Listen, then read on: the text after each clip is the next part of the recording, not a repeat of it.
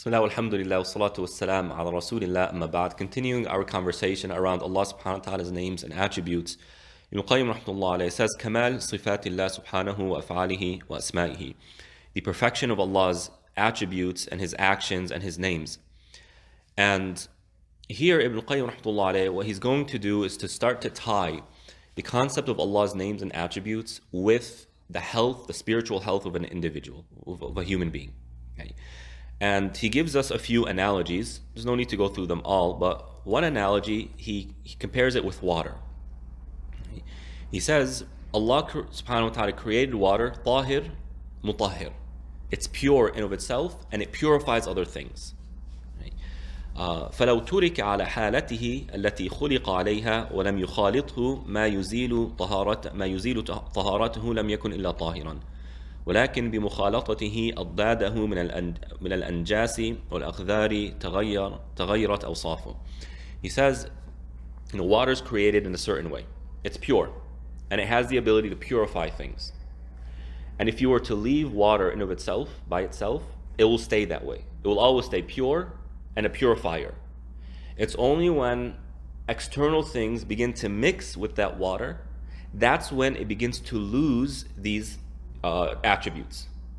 And depending on what's mixing with that water is going to determine how much of that purity is removed, or if it's completely removed entirely.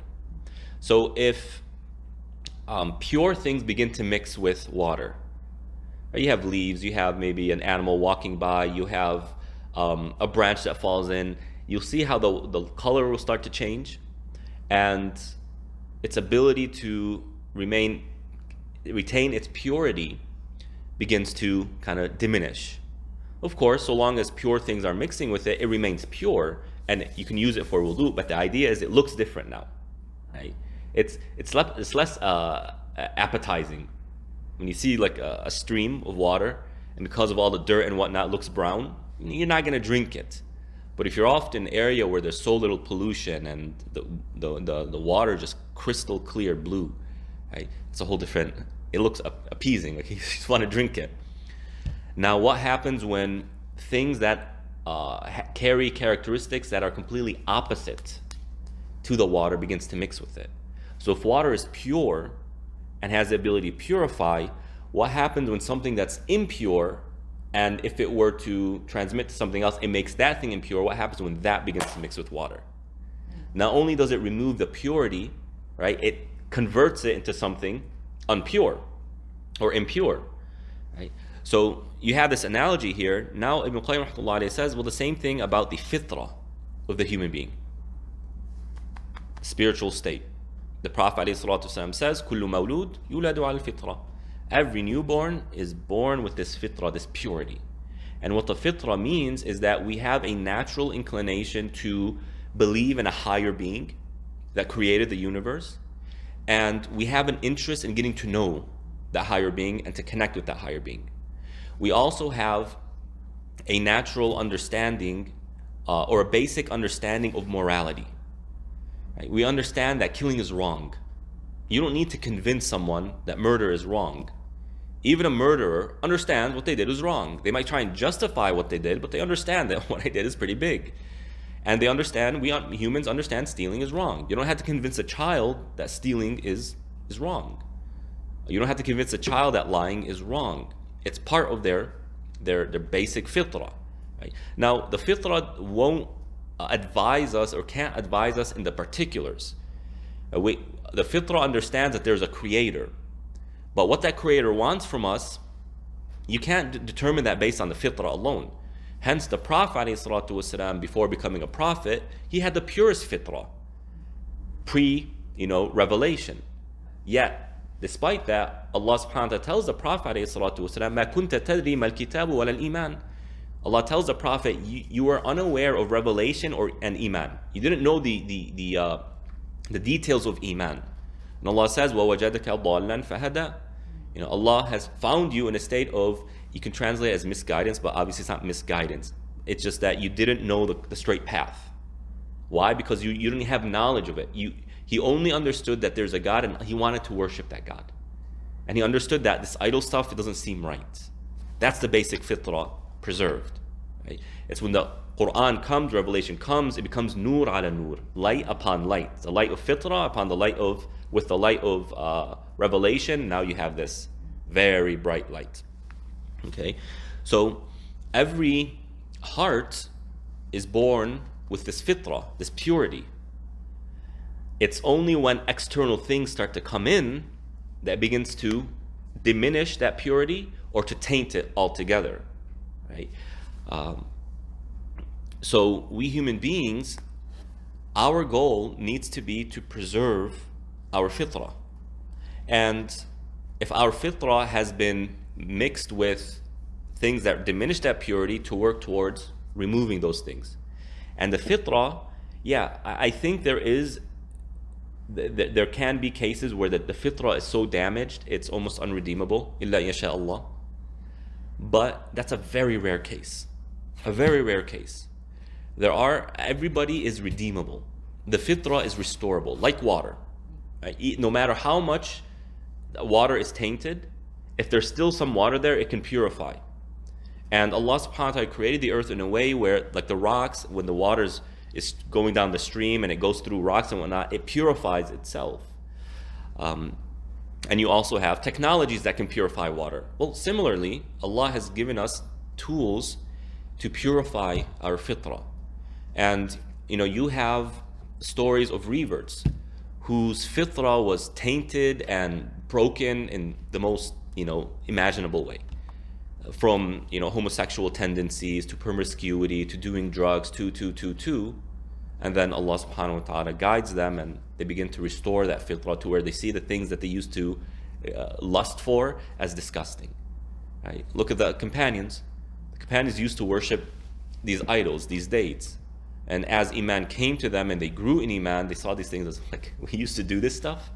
So the fitrah is redeemable. And there's no person who, there's no hope in them. But, where they are in life is extremely important in determining, well, how can we help that person get back to the fitrah, or what do they need to do to get back to the fitrah? And what does that have to do with Allah's names and attributes? Well, a huge part of preserving the fitrah and purifying the fitrah is by having a proper understanding of who Allah is. Right? When you look at deviations, forget about atheism. Atheism is a newer phenomenon. I'm sure in every society throughout human history there were people who questioned God's existence. In Quraysh, between Quraysh, there was at least one person who questioned God's existence. But they're just individuals. All societies believed in a higher being, all of them. But the problem comes in who is he? The details. Right? When you have Bedouins having a discussion, and this is in the hadith, Bedouins are having a discussion, can Allah hear us? One said, Allah can't hear us. Another said, Allah can hear us if we yell. But if we speak in a softer voice, Allah can't hear us. Right? Even the companions went to the Prophet and said, Ya Rasulullah, is Allah near and so we should speak to him softly? Or is Allah far away so that we should shout? That's coming from where? They're pre-Islamic kind of conceptions that need to be purified. Right? And then Allah reveals the verse, وَإِذَا سَأَلَكَ عِبَادِي عَنِّي فَإِنِّي قَرِيبٌ. If someone asks you about me, I'm near. And I answer the dua of the person. And Allah subhanahu wa ta'ala says, وَاذْكُرْ رَبَّكَ فِي نَفْسِكَ تَضَرُّعًا وَخِيفَةً وَدُونَ الْجَهْرِ مِنَ الْقَوْلِ. When you think of Allah, when you talk to Allah, don't yell. Right? Last time I was at Umrah, mashallah, you had this group of like 50 guys from, I'm guessing, like Dagestan. Yes. That area? Yeah. The area of like manly men. These guys are tough guys, right? And they're locking arms and they're just yelling, Allahumma, Allahumma, and they're repeating after each other. I turn to them and I say, Allah's not deaf. Allah's not deaf. He can hear you without yelling. I don't know if they understood me. I'm speaking English, right? But a lot of people do this. They think, Allahumma, and they think it's iman and taqwa. No, you are distracting people. Right? You're distracting people. You're actually doing a disservice. And people have this idea. Even Aisha radiallahu ta'ala anha. Once, the Prophet, it was her night. and the Prophet ﷺ goes out. Aisha gets a little bit jealous, and he's probably going to go visit one of my sister wives or co-wives.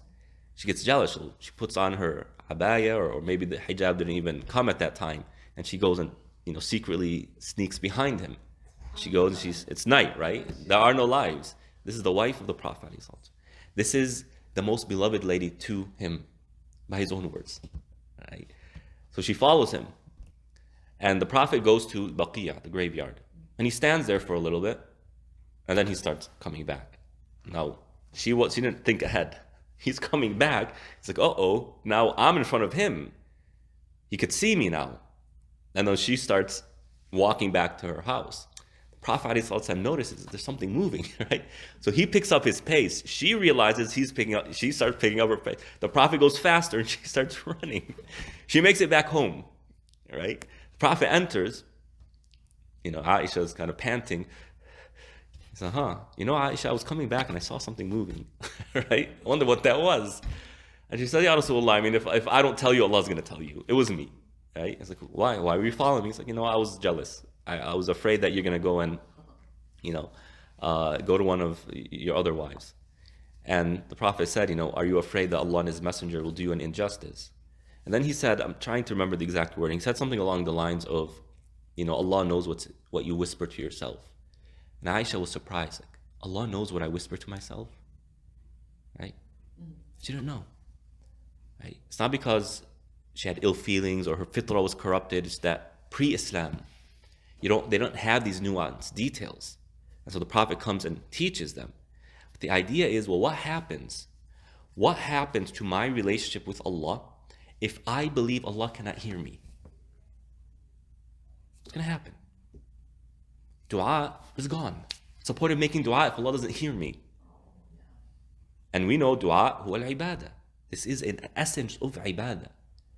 By simply having a misconception of Allah's hearing, it removes a fundamental part of our relationship with Allah.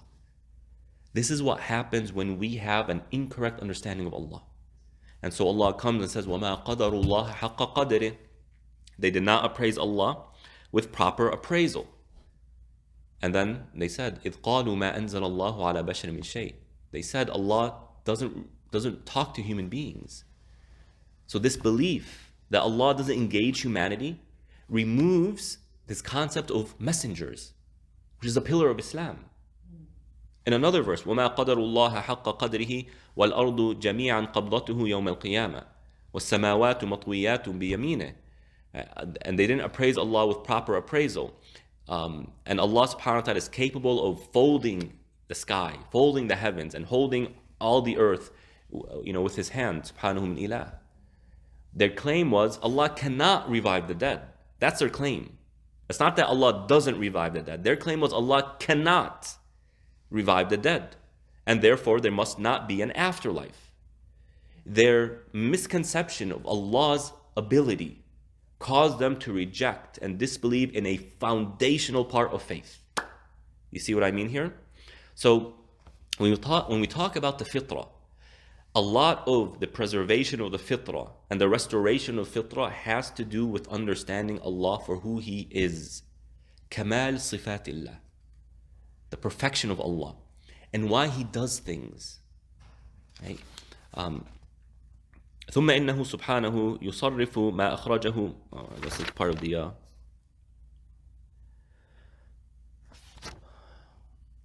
So هذا القرآن المجيد عمدته مقصوده الإخبار عن صفات الرب سبحانه وأسمائه وأفعاله وأنواع حمده والثناء عليه. So the Quran, what is the Quran really? The Quran from the beginning to end is telling us who Allah is. That's what it is. Sometimes it's direct. هو الله الذي لا إله إلا هو عالم الغيب والشهادة هو الرحمن الرحيم till the end of the surah. Allah is telling us who He is. Or Allah subhanahu wa ta'ala telling us about the prophets. Well, is it really about the story? There's a lot of lessons in the stories, of course. But there's also another element. And that is, look at how Allah assists the prophets and look at how He destroys the enemies. It's telling us about who Allah is, but in more of a practical way. What about ibadat? right? We worship Allah. Well, it's telling us about who Allah is. The fact that we have to prostrate to Allah, the fact that we have to abstain from food and drink in Ramadan, what does that tell us about Allah? He's unique in terms of what our relationship should be with Him. We don't do that for anyone else.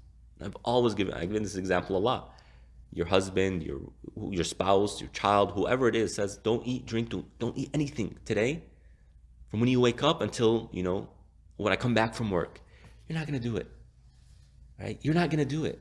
And if you do it, it will be like, your soul's coming out of your body from how difficult it is. It's not for you. It's for Allah subhanahu wa ta'ala. So the Quran comes and it teaches us about Allah. And so if you really want to dive into the Quran, there are many ways of doing it. But one of the ways of doing it is ask yourself the question, what is Allah telling me about Him in this verse? What is He saying about Himself in this verse? For all the verses, regardless of the content. Right? So that's the point of the Quran. The Quran has come to teach us about who Allah subhanahu wa ta'ala is. ومن تمام حمده تسبيحه وتنزيهه عما وصفه به أعداؤه والجاهلون. And among the things Allah subhanahu wa ta'ala does in the Quran is rejecting and rebuking what disbelievers have said about Him. Like those who say Allah has taken a child. Whether that's some of the Arabs who said the angels are the daughters of Allah, or those who say that between Allah and the jinn is some sort of relationship, like biological relationship or blood relationship, or the Christians who claim that Jesus is the Son of God and all of that stuff. Allah has come and rejected that, saying, وَمَا يَنْبَغِي لِلرَّحْمَنِ أَن يَتَّخِذَ وَلَدًا. This phrase, وَلَا يَنْبَغِي, when it's attributed to Allah, it means it is an absolutely rejected idea. Now, how dare you even bring this up? How dare you claim that Allah has a child? It's not befitting for Allah to have a child. It's an insult to Allah subhanahu wa ta'ala. Or those who claim that Allah created the universe without a purpose. أَفَحَسِبْتُمْ أَنَّمَا خَلَقْنَاكُمْ عَبَثًا وَأَنَّكُمْ إِلَيْنَا لَا تُرْجَعُونَ. When you think we created you without a purpose and that you're not going to return to us, فَتَعَالَ اللَّهُ الْمَلِكُ الْحَقِّ. Allah is above this claim. It's not befitting for Him. For Allah to do something without purpose, that's insanity. Right? That's insanity. You are attributing stupidity to Allah. Because it's only an insane person who does something without a purpose behind it. Human beings, it's impossible for us to do something without a purpose. I'm not saying it has to be a grand purpose or an acceptable purpose or a noble purpose. The idea is, if you do something, there's a reason behind it. You are here, aren't you? There's a reason why you're here. Well, the hope is that you're here for the sake of Allah subhanahu wa ta'ala. But maybe for some of us, you're here because you just want to relax and chill. Or maybe some people are here to kind of take notes and, say, he said this and he said. I'm not saying anyone's doing this, but the idea is you're here for a purpose, regardless of what that purpose is. And so the Quran comes and it's a praise of Allah subhanahu wa ta'ala. And Allah shows us the variety of ways He is worthy of being praised and the variety of reasons for which He should be praised. And among that is showing us His perfection, subhanahu min ilah. ونظير هذا اشتمال كلمة الإسلام وهي شهادة أن لا إله إلا الله على النفي والإثبات. فكان في الإتيان بالنفي في صدر هذه الكلمة من تقرير الإثبات وتحقيق معنى الإلهية، تجديد التوحيد الذي يقصد بنفي الإلهية عن كل ما ادعيت فيه سوى الإله الحق. Among the ways, Allah praises Himself is the kalimat al-tawheed. La ilaha illallah. There is no God but Allah. There's nothing worthy of worship except Allah. Now, in the Arabic language, this is called a sentence of negation. It's negating something. Allah could have said, Allah is your God. Right? Allah is your God. That's another way of saying it. And Allah does say it sometimes. وَإِلَهُكُمْ إِلَهٌ وَاحِدٌ. Your God is one God. But even then it's a negation, because wahid is a negation, saying there's only one. There's none other than Him. Right? But the idea is, you could put it in an affirmation, sentence of affirmation. You're affirming something. So the question is, well, why does Allah present tawheed through negation? And there are a few wisdoms for that. One, linguistically or grammatically, when you say there is one God, right, that doesn't in of itself negate other gods? If I were to say there's one person in the house, does that necessarily mean there's no one else in the house? Not necessarily. Right? But if I say there's no one but, one person in the house, illa, right? What you're saying is that there's only one person in the house. So Allah comes in negation. Why? Because it's a stronger meaning. There is no God but God. There's also another wisdom to it. I'm sure there are many, but another one I'll mention is that when you present it in negation, what you're essentially saying is that no one is like Allah. No one is like Allah. And that is a great type of praise. When I come out and say, there's no one like me, what do I really mean? I'm so awesome, no one compares to me. Now for the human being, that's arrogance, right? But for Allah, essentially what that's saying is that there's no one like Him. Hence, قُلْ هُوَ اللَّهُ أَحَدٌ وَلَمْ يَكُنْ لَهُ كُفُوًا أَحَدٌ. There is no one like Allah. No one can be characterized or described with the descriptions used for Allah. Period. So that is worthy of praise. Hence, Allah praises Himself for being al-mutakabbir. Even though takabbur is arrogance to the human being, that's bad. Allah calls Himself, He praises Himself for being al-mutakabbir. Why? Because He really is the biggest. He really is the biggest. There really is nobody above Him. Subhanah. So that's a way Allah praises Himself, through negation. There's no one like Him. No one can do like Allah subhanahu wa ta'ala. When Allah judges, He adjudicates, no one can stop that. That's part of praising Allah subhanahu wa ta'ala. And a third wisdom as to why it comes in negation, it kind of alludes to us what we need to do. Our role in building a relationship with Allah is removing from our lives the things that come between us and Allah. Because remember how we started today. The heart is what? In its original state, the heart is what? Pure. Our job isn't to create or build a pure heart. Our heart originally is pure. But due to our upbringing, our environment, our choices, things come into the heart that diminish the purity, that diminish its ability to engage Allah. So our role is to negate those things, to remove them, to go back to the original state, because we cannot give ourselves a heart better than the heart Allah gave us. Okay. Also, in a practical sense, sincerity, ikhlas. Even ikhlas is a word that negates. Khalusa means to remove things from that thing, to isolate. Right? So ikhlas, sincerity, is this process or this effort of removing the things that can potentially come between me and Allah. Our relationship is there. You cannot disconnect yourself from Allah. How could you? When you are in Allah's sovereignty, you are under Allah subhanahu wa ta'ala's mulk, Allah sees you, hears you, everything is being written down. You cannot break that relationship. You can either live by it or ignore it. That's the reality. You cannot disconnect it. So the relationship is there. The challenge is, there are things trying to come between us and Allah. My role in sincerity is to remove those things. So for example, we were talking about the question of acts of worship. That al-asl, you do acts of worship privately. Why? Because it's easier to be sincere when you do things away from people's eyes. So what you're doing is you're removing yourself from a scenario, an environment that could potentially bring ostentation, riya, to the heart. See that? Hence the Prophet ﷺ says, the best sadaqah is what you give with your right hand and your left hand doesn't know. So you create a scenario, or you put yourself in the scenario where it removes the possibilities of ostentation, of riya. Right? ونظير ذلك أيضا أن تكذيب أعداء الرسل لهم وردهم ما جاءوهم به كان من الأسباب الموجبة ظهور براهين على صدق الرسل. And then Ibn Qayyim rahmatullah alayhi says that this is a very interesting point, and it takes a little bit to digest this point. That among the wisdoms as to why Allah, and Allah says, وَكَذَلِكَ جَعَلْنَا لِكُلِّ نَبِيٍّ عَدُوًا شَيَاطِينَ الْإِنسِ وَالْجِنِّ.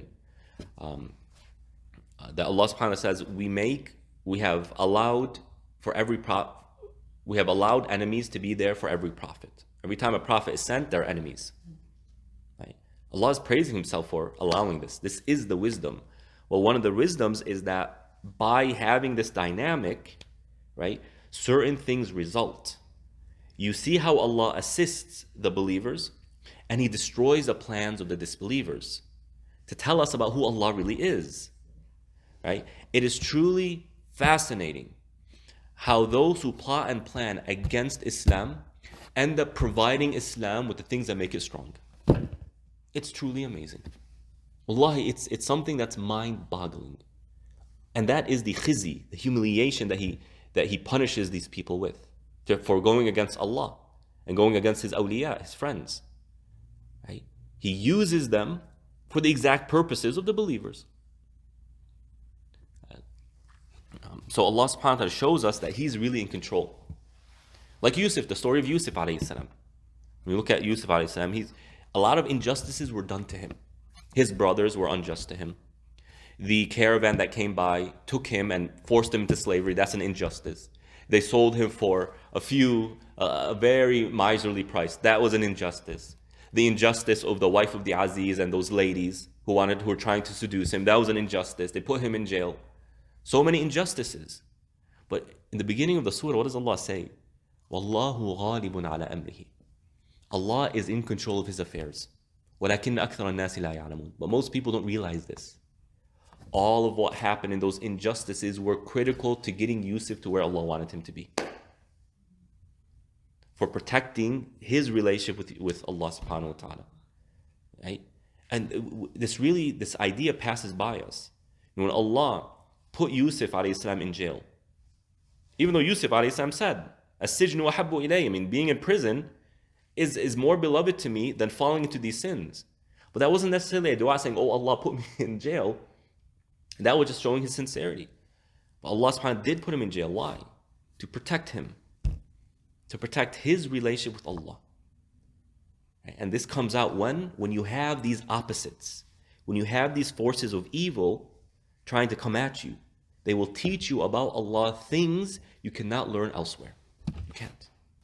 And they also will show the individual how dear they are to Allah. When Allah subhanahu wa ta'ala does things, changes things, puts scenarios, puts things in my path that are important to keeping me near to Him, what does that say about Allah's relationship to me? It's really beautiful. When you see Allah does things for you to protect your relationship with Him or to build a relationship with Him, that is Allah's hifz. That is Him showing us who He is, subhanahu.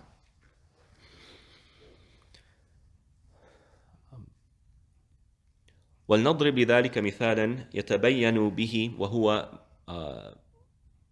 ملك له عبد قد توحد في العالم بالشجاعة والبسالة والناس بين مصدق ومكذب فمن قائل هو كذلك ومن قائل هو بخلاف ما يظن به فإنه لم يقابل الشجعان ولا واجه الأقران ولو بارز الأقران وقابل الشجعان لظهر أمره وانكشف حاله فسمع به شجعان العالم وأبطالهم فقصدوه من كل أوب وأتوه من كل قطر فأراد الملك أن يظهر لرعيته ما هو عليه من الشجاعة فمكن أولئك الشجعان والأبطال من منازلتهم ومقاومتهم وقال دونكم So he gives an analogy.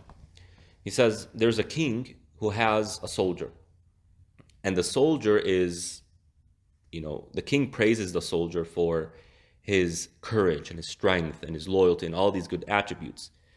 And as kind of this news gets around, there are people who believe it and there are people who disbelieve it. Nah, man, how can this person? Nah. And they'll start saying things like, if that soldier were to face like the true strong people in the world, then we would see that he's nothing more than mediocre and whatnot.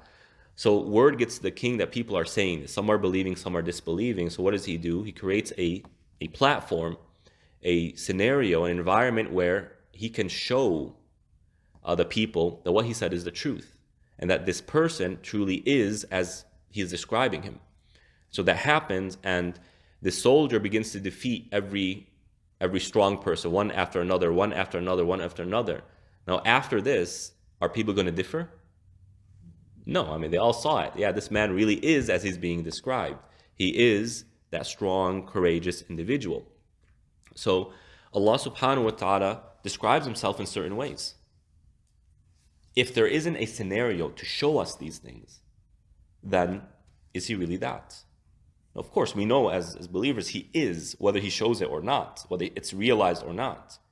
But the idea is he teaches us about his names and attributes by showing us how they manifest in the world. Right? They show us, like for example the verse, وَهُوَ الَّذِي يُنَزِّلُ الْغَيْثَ مِنْ بَعْدِ مَا قَنَطُوا وَيَنْشُرُ رَحْمَتَهُ وَهُوَ الْوَلِيُّ الْحَمِيدُ. Allah subhanahu wa ta'ala says, and he is the one who sends down the rain after the society becomes in despair. Right? They're in despair. That's it, we're done. We're in a drought and this is bad. And Allah spreads his rahmah. And he is the guardian and the all-praiseworthy. You've probably seen these news articles of like the lakes and the dams here, what they were before the season, what they are now. Right? One of the second biggest lake, Oroville, I think it's called. It's the second largest dam in California. They showed us before. I mean, like it's literally down after. It's way up. Like it went up hundreds of feet. And when I saw that, I remember the verse. Before the season, California was preparing to go to do a lot of infrastructure, a lot of work to address the drought. After these rains, before this last two river, right? What do they call river streams of rain and whatnot?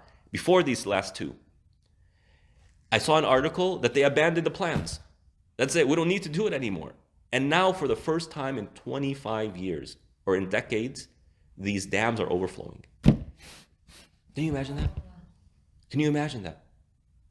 Now, why Allah is doing that for such a reason that's so liberal and unethical and immoral, I should say not unethical, immoral in terms of sexuality, wallahi, I don't know.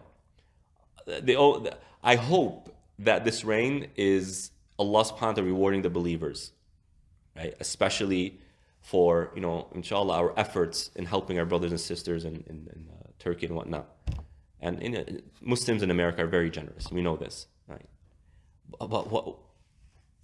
Other than that, I don't know. The idea is, you see how we can appreciate this verse. We understand this verse when we see it. If it were not for the drought, we would not see that verse. Now, after the fact, our iman could be at a higher state. Why? Because we saw it, we experienced it. Learning what a verse means in books of tafsir is good. But experiencing it is a whole different ballgame. It's a whole different ballgame. And so these companions who lived through the events that the Quran addresses, they not only understand what's being said, they saw it and they experienced it.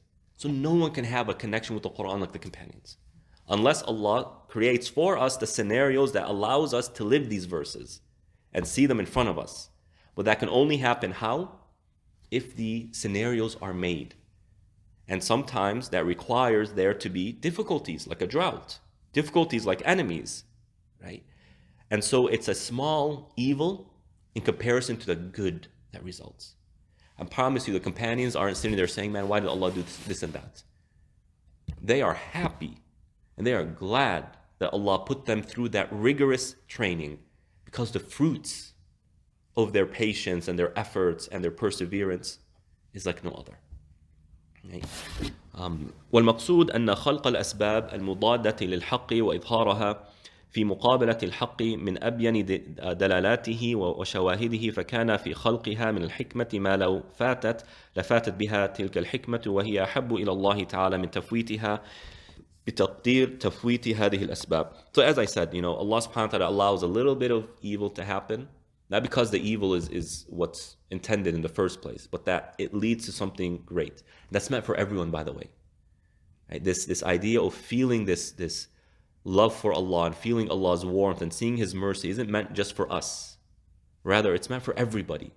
But some people will embrace it, other people will completely ignore it. Even sometimes when I go out to Orange and I had to take side roads, there's a road, I forgot what it's called. There's a dam over there. And I remember passing by it, and like the water levels were so low that you can almost start seeing the bottom. Or the Irvine Dam. It was so dry that it almost looked like a little bit of a puddle. Right? Now, I was looking at this dam, passing by, I'm like, man, this is about to overflow. It's going to create flooding. Subhanallah. Right? Very interesting.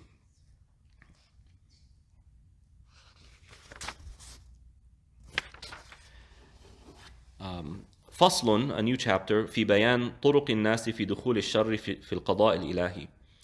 وللناس في دخول الشر في القضاء الإلهي طرق فنذكرها ونذكر أصولها التي تفرعت عليها هذه الطرق. Now he goes into how people tend to understand and reconcile this whole concept of being an evil or evil happening or people doing evil when it comes to Allah's qada, Allah allowing it to happen. There's a lot of philosophical stuff here, so I'm not going to enter it. There's really no need for us to enter it.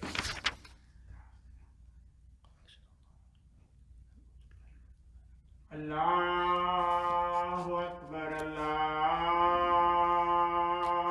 Akbar. Allahu Akbar, Allahu Akbar. Allahu Akbar, Allahu Akbar. Ashhadu an la ilaha illallah. أشهد أن لا إله إلا الله.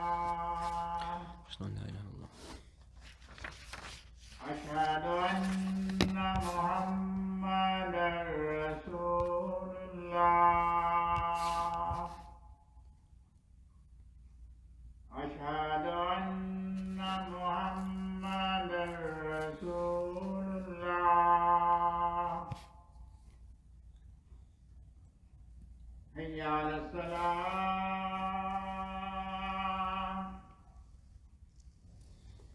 حي على الصلاة. حي على الفلاح.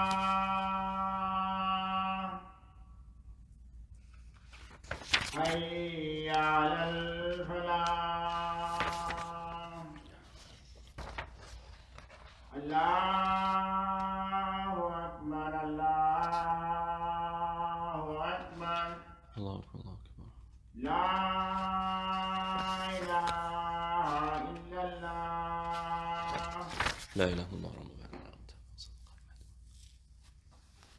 Okay, so now Ibn Qayyim rahmatullah alayhi is going to go into some details over perceiving evil. Right, we'll leave that for next time, but it is complex and sometimes it's hard to explain. But to get our minds kind of to start thinking about it, Ibn Qayyim rahmatullah alayhi says that in order to have a discussion around evil, we need to decide on certain things prior. Right? What is evil? What is evil? When is something evil? And he says that, well, things, events are either adamiyya or wujudiyya. Meaning when we want to determine when something's evil, an evil can be the result of something not being there. Or an evil can be the result of something being there. So for example, let's say you are in dire, desperate help. You need for help. You are in desperate need for help. You call someone, say, hey, so-and-so, I need you. Right? This is a matter of, life and death. And they say, I can't help you. Right? The evil was the something that was missing, not present. Their absence of helping. Right? Or it could be something that is in existence. A family member who's there who's constantly harassing. They are in your presence. Their presence, right, is what's causing the evil. So you see the difference here? We have to look at both of these things. And also begin to define, well, what is truly evil? All right, so we'll go ahead and leave that for next time, but do be patient with me as I try and explain it.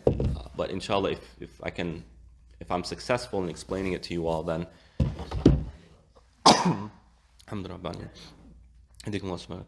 then inshallah, it can really help you with life in your day-to-day lives. Allahu ta'ala alam. وصلى الله على نبينا محمد وعلى آله وصحبه أجمعين.